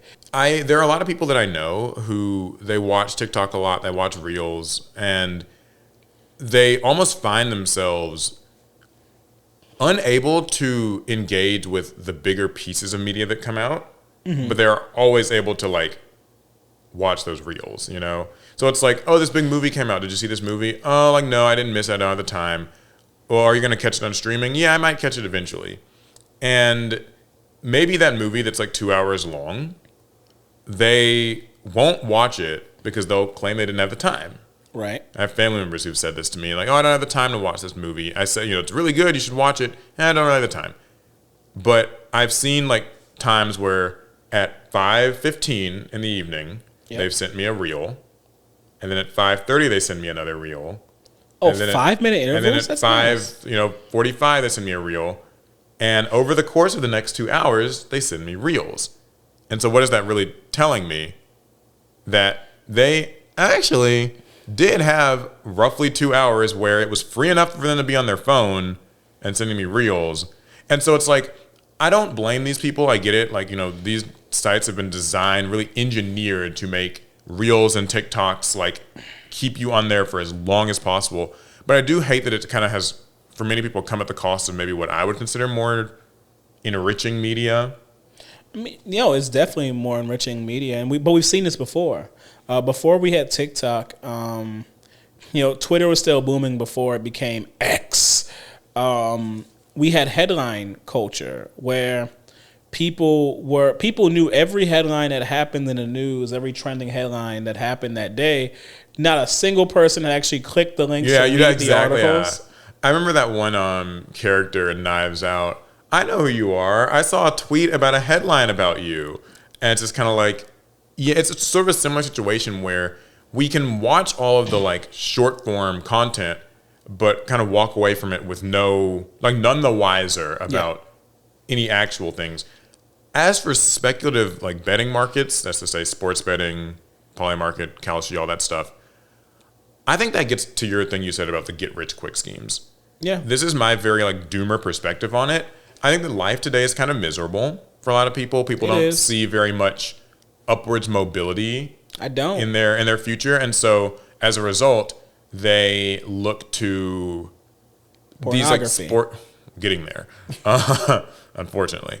They look to these sports betting apps and these like, Kalshi, I'm going to bet on crypto, I'm going to bet on like whatever speculative thing, because it sort of feels like it could be a get rich quick scheme. It could be a way to kind of like, make a buck. Like it's almost a weird extension of hustle culture. But guys, statistics don't lie. They're damn near infallible. You can win today, but over time, the more you play, the house always wins. It's so funny that I've had friends tell me with like the sports betting apps, Stake and FanDuel and DraftKings and all this stuff, people will be like, well, I'm just like, they give you like $200 credit to spend if you like sign up or whatever, like $200 free or stuff to gamble with. You know what I found out recently? Somebody told me that say like, you sign up to DraftKings and they're like, here's your $200 sign up bonus. You can bet on all these sports games and stuff. And let's say you win those games, like you win those bets and you hit your parlays or whatever.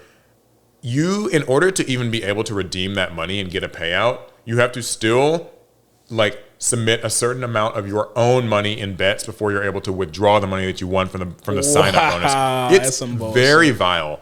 And like, I know it kind of makes it sound like I'm this very like puritanical view of like, don't gamble, it's bad. But in all seriousness, I do think that they have designed these apps to, like, it used to almost be you had to like go to a casino to gamble. You know what I mean? Right. Like you weren't just able to like, if you want to do sports betting, you had to go to like Vegas or someplace. Yeah, but now like in your hand, you've got this little glass sandwich where you can just little buttons and lights and gamified things you can just bet so easily. And I think like people fall victim to that.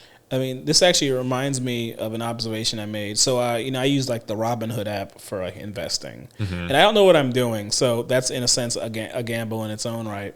But not long ago, I bought a share of DraftKings because while I don't actually like gambling, you'll never actually catch me using the service. I did recognize that DraftKings is a business that's probably going to perform well for the foreseeable future. Not marketing advice, not financial advice. Yeah, we're not giving. So, but I invested in it, right? And then this whole debacle in Iran has kicked off. So all my stocks slid down, not good at all. But weirdly enough, DraftKings kind of just went up, and I was like, huh. So everybody's worried about global tension. So everything's down, but it seems confidence in sports betting went up. Well, do you want to know something that's really horrific about? This isn't DraftKings, but about like. Oh, and guys, I've lost plenty of money on Robinhood, so that was not good financial advice. Just to be clear. Yeah. So something about like your Kalshis and stuff like that. That situation in Iran, which we're not going to obviously be discussing that. But we can. But the thing about that is, Kalshi will let you bet on that shit. Like, that's what's terrifying to me is that Kalshi and Polymarket and stuff will be like, you can bet on whether or not, war will break out in this country. And it's kind of like, that's the level of like where people are with I did the speculative. I saw a headline for an article Okay. about one of these prediction markets. It could have been Kalshi, it could have been Polymarket. I don't know which one it was. They actually said that they will not allow gambling on the war in the Middle East. Iran. Well, I hope they hold to that, but I have a feeling they won't. Because we've seen a lot of these companies, like these AI companies, right? Like, we're gonna do right by this. We're gonna keep the guardrails up. Sorry, guys, we're taking the guardrails down. We gotta. Oh, my theory was it wasn't even that they were trying to like put up guardrails to like protect anyone. I just thought that it was gonna be too hard to because of all the like different types of propaganda to actually verify if what's being reported is real, even true. Yeah. Like, oh, we're not gonna bother with that because we don't know who's telling the truth. And as for the porn thing, I actually think, okay, man. This one's tough because I am, in all truthfulness, like, I'm not one of these people who thinks that like OnlyFans is evil or that like sex work is a bad thing. Well, that's because you have an OnlyFans. Yeah, that's right. That's why. Feet pics. But like, I do think that there is sort of an escapist element at play here. Oh, for sure. Where again, life is so. It feels so maybe helpless for a lot of people, a little bit miserable. That all of these factors, maybe I'm like painting in too broader strokes here, but I think that a lot of these factors add up. So it's basically like I scroll reels all day instead of reading, or like actually, watching a full movie. I can't watch a movie, but I can watch reels for 2 hours. And also, like, I don't want to maybe like invest my money or like use it for something. It's like I would rather get on Kalshi and just like gamble. I'll gamble on DraftKings, I'll gamble on Polymarket, whatever, right? And then when I realize that none of this has improved my day and my life still sucks, I will masturbate the pain away to my favorite OnlyFans It girls does work. or something. Masturbate the pain away. That's a slogan right there. Thanks, Alec, really. Yeah, so I think that that's kind of what's happening here. Is it all like adds up to just be like, okay, did my parlay hit? No, damn it, it's all right. I'll masturbate the pain away. Oh, like, did you see that funny reel or the last 10 reels I sent you? No, well, here's 10 more. Masturbate the pain away. Oh, yeah. I thought that's what we were doing. Oh my God. But I think like it's unfortunate and like it's presumptive of me to say because I know that like women are suffering in this too. But I do think a lot of the victims of this do seem to be men. Like you were talking about kind of the male loneliness epidemic. We're taking L's right now. Yeah. It seems like it's a lot of men are just like losing. I guess just kind of like losing almost in a broad sense their will to live. Well, I almost went there, guys, but I pulled back. I know it's a complicated one.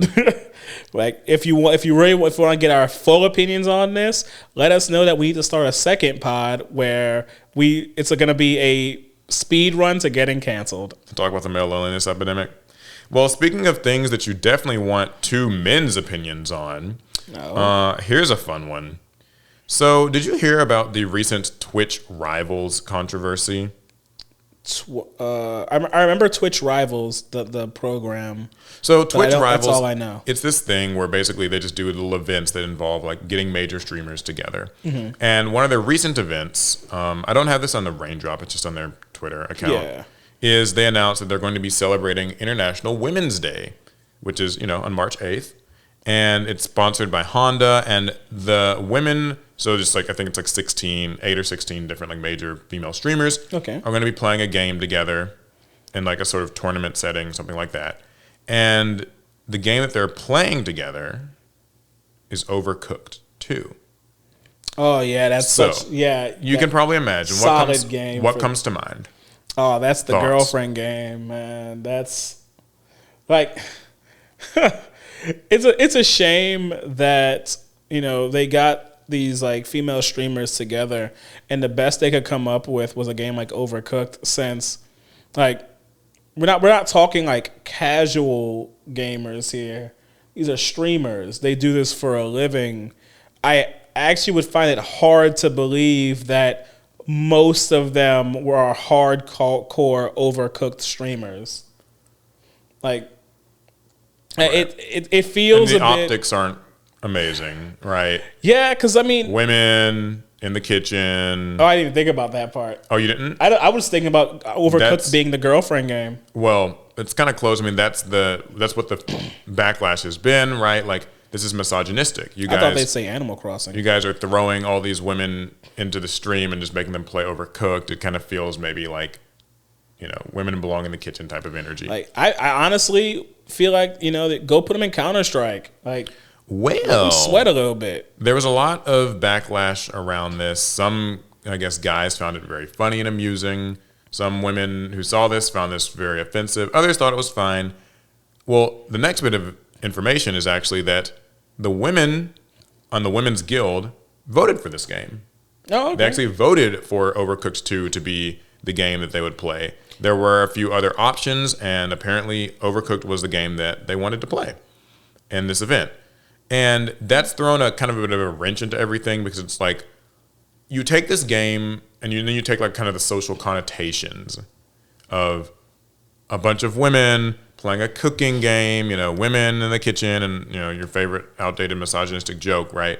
It's like, does that reflect poorly on Twitch Rivals, like the company putting this on, because they picked a misogynistic game? Does it reflect poorly on the trolls who are, saying like, haha, funny, that's right, like they belong there? Like, who's good guy, bad guy here? What's going on? I mean, I'll say one, I blame the women for picking Overcooked. I just think that's a boring game. You had the pick of the litter and you want it Overcooked. I mean, it's fine. Just God, is that boring. But I blame the guys who found it so funny, because we just talked about it.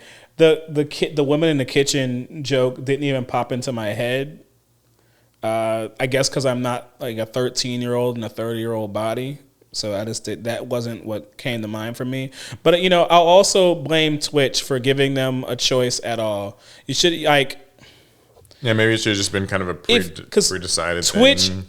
has the resources to know, to do the research, to know kind of how things are going to be taken, and you still let it happen. Yeah, I mean, so here's what the options were, because this changes the conversation slightly more. Claire Obscura Challenge, Hollow Knight Challenge, Ultimate Chicken Horse, I don't even know what that is, and Overcooked 2. And some people think that there were a lot of better co-op games out there that they could have put on this. I'm very confused at the game choices. Yeah, these were the 4 options. They couldn't play Fortnite? I am surprised that it didn't just end up, like, at least that there wasn't just an option to play something very, like, broadly appealing, like Fortnite. The games here Marvel are quite Rivals, niche. like just, something. So it was just an interesting conversation. I think for Twitch Rivals, I mean, they put out a statement. They said the goal of this event is to uplift this community, and as part of that, highlight women in the community in a game that emphasizes teamwork, adaptability, and shared leadership. In the lead up to the post, we collaborated with the Women's Guild on the game selection. Many games were considered before voting on 4 choices, plus an open voting option. When Overcooked 2 won the guild vote, Twitch Rivals and the Women's Guild made a deliberate choice not to let stereotypes dictate what games women should or shouldn't play. That said, we should have shared more context about the rationale behind the choice, and we should have done a better job spotlighting the creators and collaboration that helped shape this show. Further messaging will better reflect the Guild's voice and the purpose behind the Women's Guild United show. And Overcooked is, it's a solid cooperative game. I just find it hard to believe, like, out of the entire field of games you can play with a group of people, Overcooked rose to the top. But hey, maybe I don't get it. Actually, I will give it a second thought here. I think that Overcooked actually probably isn't a bad one to have in there, because if they're doing the thing that Twitch Rivals usually does, where which it's I've never seen, just to be clear. I've caught bits and pieces of it. It really is like, take 8 or 16 or however many like streamers and just make them all play a game. It is probably the most accessible thing that, like, if you were to grab a lot of content creators, remember, some are going to be super duper casual. Right. Some are going to be quite competitive. We're talking, this person plays CSGO, they play fighting games, whatever. So you have to sort of appeal to the lowest common denominator to make sure that everybody can have fun. Fortnite. So I think that that's probably where like, yeah, I am surprised that Fortnite's not even on that, but I think that in that way, Overcooked is a pretty good choice. Like it is the most accessible, just kind of boring. But I guess I like we don't Overcooked know for what what it's kind of like streamers they picked from. Maybe because like Twitch isn't just a gaming platform. I always forget that it's not just gaming. These could be streamers who read books. Yeah, and so for a person like that, Overcooked is like... Which I'm not saying reading books means you can't be a gamer. That might have came off that way. I read books and I game. Yeah, surprise, surprise. But I just wouldn't have picked Overcooked. I just wouldn't have. I don't know. I just don't think it's a very fun game. Yeah. But I also played it with people who didn't make it fun. Yeah, so I thought that was just like a little bit of controversy that would be worth sort of delving into. That was fraught with landmines, and you did not pave a way for me. I think that's actually emblematic of how internet discourse goes, where it's like, here's the first bit. Are you angry or not? Okay, now here's the thing you didn't know. Are you angry or not? Oh, well, here's a third thing that you didn't know. And it almost feels like you're getting yanked around kind of landmines of like, oh, if you think this, you're this sort of person. If you think that, this means this about you. You know, It's very... Well, anyways, here's a more statistic analysis. Oh, okay. Around this whole thing. Not the Twitch rivals thing exactly, but female players are an overlooked opportunity for growth in the industry, research firm says. So I thought this was just kind of a neat... All right. Overcooked 5, 6, 7, and 8. Wow. Yeah, so there's potential to expand the overall number of female gamers, according to this one study. Here's what they say. Women represent 48% of the gaming population. Oh, by the way, this was researched by Ampere Analysis. So that's the source on this. So I'm not just bullshitting. Women represent 48% of the gaming population. That's around 922 million players across 21 markets, Ampere says. But at such a large scale, this 4% difference does not represent 93 million fewer female gamers than male. So the gap in the market could be considered a missed opportunity. Here's the useful statistics that I thought were kind of interesting in this article. It found that female players are more prevalent on casual devices like smartphones and tablets, but they're outnumbered on console and PC. When given a list of 52 console and PC games and asked which ones they played, only 3 titles, Animal Crossing New Horizons, The Sims 4, and Roblox, had more female players than male. Conversely, when given a list of 50 mobile games, 13 of them had more female players. So that means, relatively speaking, when asked about console titles, most of the time it's more male than female players. But when asked about mobile titles, it's a little bit closer. I wonder what the mobile games were. They didn't list them out. I'm sure the full study does have those, so it'll be worth looking into. Now, it also noted that when given a list of reasons for not playing games, women are more likely than men to choose, I don't like the culture or community, or it's hard to find games that suit my needs. And less likely than men to choose, I don't have enough time, or gaming is too expensive, which I thought was kind of a neat sort of connection to a previous topic that we had. So it concludes then that the main barrier to entry for some women isn't a lack of money or time, but the lack of games with themes that appeal to them, and a gaming culture that does not appeal to them. So this indicates that there's a subset of female non-gamers who are interested in gaming, but lack the education around how to play these games and what content is out there. By creating these entry-level contents that are appropriate and marketing it effectively, there's potential to expand the overall number of female gamers. Ladies, let me introduce you to a game called Baldur's Gate 3, and this will change your life. Backs away from the smell of armpits. Yes, what do you make of this? I mean, it's a good follow-up from our last story. I could believe it. Maybe, I don't know. I'm not a woman, so there's parts of their experience that I don't really. Us two men are the best possible people for really making sense of this. But I feel like I'm really far away from the average woman's experience that they detail in this article. Because like for me, gaming has been like damn near lockstep with my life. Yeah. Since the day I got my first like PlayStation 2. I mean, technically I had a Super Nintendo before that. So I never felt like I wasn't supposed to game. Like there was a game I couldn't play. I was always seeking out information about games. And it's I guess it's weird to me, and it's a bit of a shame that like there's women out there who didn't have a similar experience, where only later in life did they consider gaming, and they're like, well, I don't really know how to get into these games. They feel maybe uninvited. To me, it feels like I was born and like raised in it. Yeah, and like it's kind of retreading familiar ground here. Maybe that says a lot about my state of my current life. Well, I mean, I think, in fear of kind of sound like a broken record, growing up, and we've talked about this with card games a lot, like, as a boy, a lot of things felt more open to you. Like, in terms of kind of just general, anything gaming related, if you're a boy, it just kind of sounds like you're expected to do that. And meanwhile, I think of a lot of the girls in my life that I've known, like... Oh, and just to be clear, guys, we're from the South. Gender roles were... Yeah, hard locked in. Strongly locked in. It's like you kind of just, your parents almost, I would imagine if you were a girl, might not even entertain the idea of you playing with trading cards, playing video games. Like, even if you were interested in them, it still didn't matter. Like, your parent, like, I remember like parents saying things like you're not supposed to be playing that. You're not supposed to be doing, And so maybe as an adult, you might be interested in gaming, like, but there are still factors that are intimidating, or maybe even just like unknowns. Like, you don't necessarily, like, so many games don't readily market themselves to women exactly, I don't think. They don't.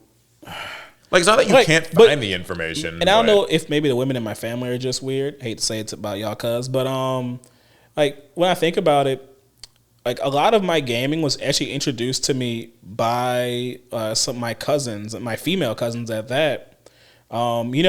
My start with anime was actually my cousin Angie. She had an insane like anime VHS collection when we were kids, and she had all the Pokemon. She had Sailor Moon, and she handed me my first Yu-Gi-Oh manga. It's so interesting because this is going to veer a little bit off of... And you see how that changed my life. Yeah, I mean, that would, I'd say, maybe make you an anomaly, but it is interesting that, like, this is going to veer off games a little. Mm-hmm. I do think in the realm of anime, women do not get nearly enough credit for being the pioneers, I think, of, like, really bringing anime culture over to the West. I agree. And many people don't know this because I think a lot of guys just look at, like, I watch Dragon Ball on Cartoon Network and, like, that's the only anime that exists or whatever. But when you get into, like, the realm of, like, fan dubbing and, importing... They carried that. Because my sister got me... Like, she was showing me anime before I knew it was anime. Sailor Moon, Rurouni Kenshin, Inuyasha, all of these things. And, like, she would import, like, those DVD sets from Japan. Like, those little import sites, manga from Japan. Like, I think women were honestly a lot more dedicated to the kind of the nitty-gritty work of it. Yeah, I mean... But I think maybe time, gender roles, and like culture kind of like tries to like grind that down. Yeah, especially with on the video game side, yes. My big cousin Liz, when I think of gaming and my big cousin, you know what comes to mind? Grand Theft Auto, Max Payne, and Twisted Metal. Okay, so she's an exception. Like she had the games. Yeah, she had the games. And like the games my mom wouldn't allow me to play, so she would have to come over and play them in secret. Yeah, and something that I think that this article also mentioned is that women are more interested in single player narrative games as opposed to competitive multiplayer games. Statistically, just according to this, that's not me like making a bold claim there. Anecdotally, that has been sort of the experience that I've seen as well. My sister is, I would consider her a gamer. Like she was interested in buying the Steam machine when she heard about it. And I still think the Steam machine's a solid. Well, there's been some reports lately that made me kind of cautious. But price of parts. Early on, the Steam machine looks solid. Yeah, I mean, like, and she plays a lot of RPGs. She likes RPGs. She plays things like The Sims and like Overcooked at parties. But she actually likes to play like, the hardcore RPG games. But competitive like online gaming, for obvious reasons, I would imagine, is not really, outside of maybe not being to her taste. We all know the culture that women get, have to deal with. If you're like on voice chat, people say the worst. Yo, this is a random anecdote. I was on Marvel Rivals not long ago, and someone's like in-game name just seemed like a girl name. And when they started popping off in chat, they were chirping back and forth with people. Somebody said, "Yo, gamer girl, chill," and they're like, "Bro, I have balls." It is interesting though, like, but isn't that funny though, right? Like how just the moment that sort of people assume that there's like a girl kind of like in the chat, or like the name is just in any way effeminate, like it's like, okay, you're a girl, like you don't belong here. It's time to let you, gotta put you in your place. I don't know. They were being disrespectful in that chat. Yeah, though. and like it's also like in these toxic ass games, people say whatever either way. But yeah, I don't know. I thought it was an interesting little research article just because like I do think that it is more intriguing to look at it almost as a like this article approaches it as like a marketing thing. Like this is an unaddressed market that you could expand into if you are a gaming company. Like these are more potential buyers who are, as we know from like our own marketing like research and studies ourselves, if there's a group of people that have like zero interest and ability to buy your product, then that's not really an addressable market. Right. But if there is a group of people who want to know about your product, like want to know more, but just feel that they aren't quite able to, then maybe you can like make some efforts to like that. That is a consumer. I wonder there. what that would look like. If we let Twitch decide, we'll just make every game into Overcooked. Yeah, I guess Twitch rivals might say that. I don't know. I think that maybe it's just a matter of like some games now I know like have been having more female protagonists. Yeah, that's probably the step. I think of like the Horizon games. Horizon, yeah, examples. Ghosts of Yote. Witcher 4. That's not. I keep forgetting yet, we're getting another Witcher game, but yeah. that one should be serious. I know, like Assassin's Creed Shadows, and these games, they'll get pushback from people like, I don't want to play as a woman. You're making it and this and that, but like, I do think that's probably the first and most prominent step you can take in making a game simply appear more friendly to women. I support that, especially in third-person games. I don't want to look at the back of a dude's head all game. Just don't want to. It's good to know that like you're kind of chaotic good when it comes to supporting these women's initiatives. No, I get what you mean. I mean, like I'm an ally. I think it's interesting. It seemed like a neat article. So yeah. And with that, that's going to bring us to the end of the pod. So what a crazy pod this was. It was fun. I think that the last story, and I don't even want to spend that much time on it because we've talked at length about this game, is Highguard's already shutting down. Oh yeah, I did. I saw the headline for that. Yeah. Pour one out for the devs of Highguard. Y'all got more hate than you deserved. The free-to-play raid shooter will permanently close up on March 12th. That's next week. Yep. That's Thursday. Yeah, this game lasted 31 days longer than Concord, they say. Hey, so, props. Props to them. But yeah, today we're sharing difficult news. We have made the decision to permanently shut down Highguard on March 12th. Since launch, more than 2 million players stepped into Highguard's world. You shared your feedback, created content, and many believed in what we were building. For that, we are deeply grateful. Despite the passion and hard work of those who worked on Concord, the game was unable to build a sustainable player base to support it long term. There's going to be one final update that I guess went live yesterday that'll add a new playable warden, a new weapon, account level progression, and skill trees, which is really interesting. I guess you'll get like a week to play with this update. It's always a shame when a game shuts down, especially so early into its life. I wasn't like a Highguard fanboy, but there probably were people who were. It kind of reminds me of when at the time when Battleborn was a thing, competing with Overwatch, and I loved Battleborn to bits. I didn't want to touch Overwatch. I spat on Overwatch for even existing near my Battleborn, and Overwatch crushed us. They Gearbox shut us down, and that was that. My honest to goodness take on this is just that I think the internet, kind of has a hate boner for things. People kind of like to hate is fun. I'm not gonna lie to you. See these games fail, but more than that, I'm kind of starting to think that they're just the age of the new live service game coming in is over. It's tough. I think that if you aren't already attached to a major IP like Marvel, right, or you didn't just come out before 2020. That's to say Overwatch, Fortnite, those sorts of games. you probably can't really make it. I don't think that you get to just be like a new random like IP with some new characters, and people aren't into it. And nowadays it seems like the internet's actually actively against it. I think the strategy has to be completely different. I don't think you can do a big splash in the market anymore. Maybe it has to be like a small, like, maybe you got to approach from an opposite angle. Start niche and try to grow from there instead of trying to start big. Because right now, it's not looking good in the like free-to-play multiplayer market. Yeah, a lot of people were hoping that they would maybe let the game ride out the first year, see how that maybe could build something. Once the haters kind of like lose interest, maybe the game could build an audience. But unfortunately, these large teams that have to all be paid to maintain this game. And if you're just not making the money, then it sucks. It's unfortunate. But rest in peace, High Guard. Hopefully, the devs that were laid off can land on their feet. Yeah, maybe they can come work for us. Yeah, that's right. We're hiring. Yeah, we can. So many people. We can make a availability. Yu-Gi-Oh. Oh wait, that would be. We make a send Team the APS Pinkertons. like battle royale. Yeah, that's right. Looter shooter.